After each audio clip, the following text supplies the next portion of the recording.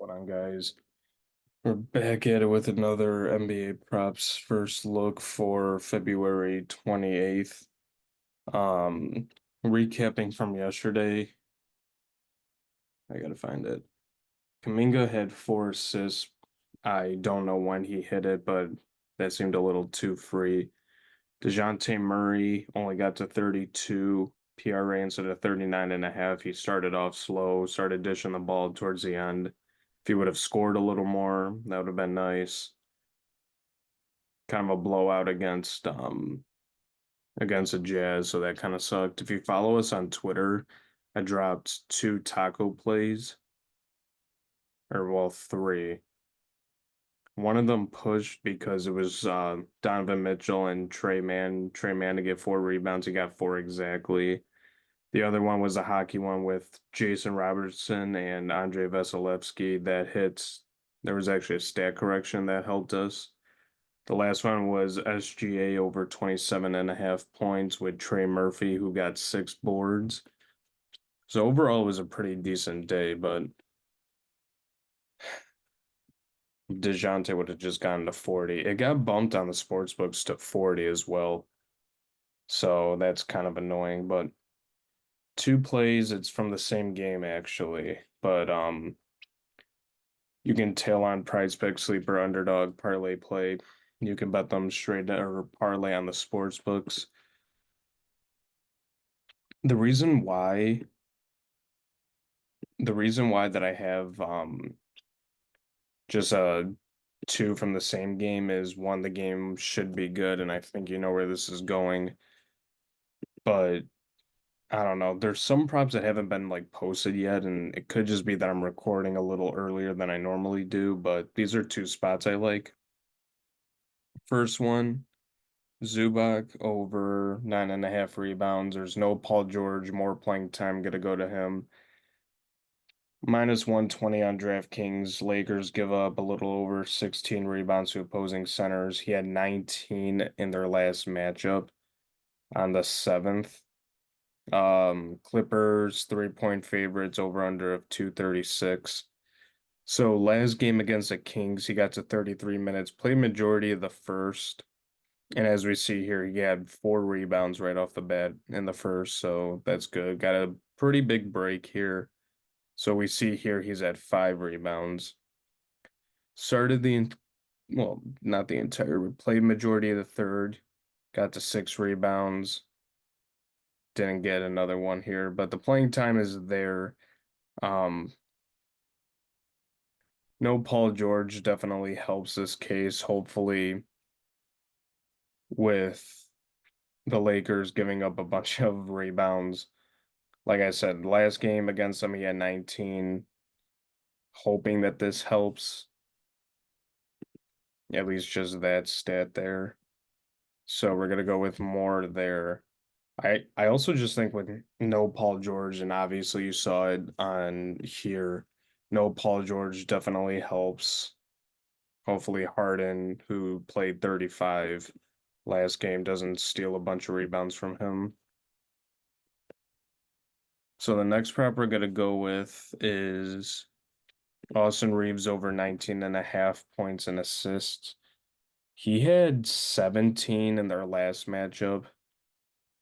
Whatever. Minus 120 on DraftKings. I also just put he has LeBron and Anthony Davis. He's gonna get some shots up. The way that the media is, they always have to show anything Lakers, and I'm not a Reeves hater. I just kind of hate how ESPN, Twitter, all that stuff, they kind of just shove this down our throats. I mean, even if you've seen these last two games, he got to 19 against San Antonio and 18 against Phoenix, so he's like close to clearing this. The way that I think of this too is LeBron and AD are going to be, obviously the main guys. Someone's got to be the third option. Reeves, I notice from time to time, he'll try to do a spin around jump shot or he'll do a sidestep or something. Assists, obviously, he can hit Davis down low if D'Angelo Russell decides to be a good 3-point shooter that day. He can pass him the ball. LeBron's LeBron. So I like this spot here. The Clippers give up an average of 23 points and 5 assists to opposing. I wrote down shooting guard. Well, let's double check that. So in the last starting lineup, it seems like that he was playing the two. Yeah, because we got D'Lo. I'm gonna go with D'Lo, Reeves, Hachimura, LeBron, Davis. So we're just going with that he was a two. Um, Regardless, because obviously the Lakers have flipped their lineup a bunch of times. Regardless, it's still like I think that this is like a decent prop. Um, Anytime I bet his rebounds or assists, he just doesn't do anything. So if we combine the points with assists, let's just say he gets to like 6 or 7 assists. We don't really need him to do much shooting. Hopefully he just does enough. Played 35 minutes last game. Played up until the 306 mark. Got a pretty big break. Played from the 746 mark all the way to the end of the third.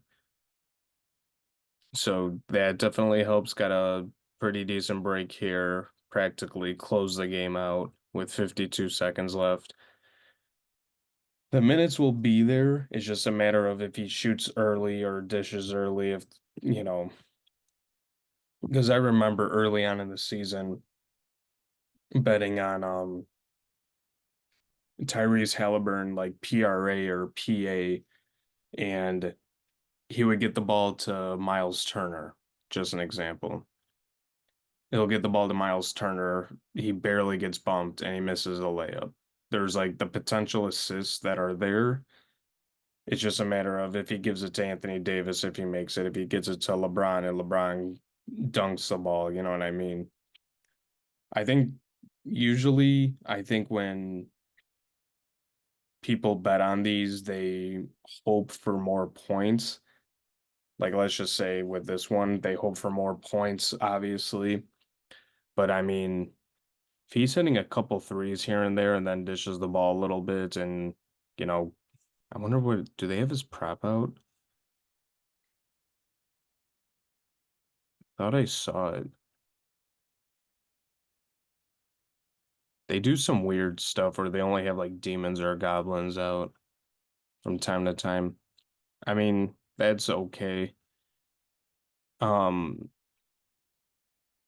I debated this too, but I mean, if he can just dish the ball a little bit, score, I mean, shit, who knows? Maybe he'll just hit this and we don't have to worry. But we're gonna take the little insurance with the assist. So we're gonna go with Zubats over 9.5 rebounds and AR 15 over 19.5 points and assist.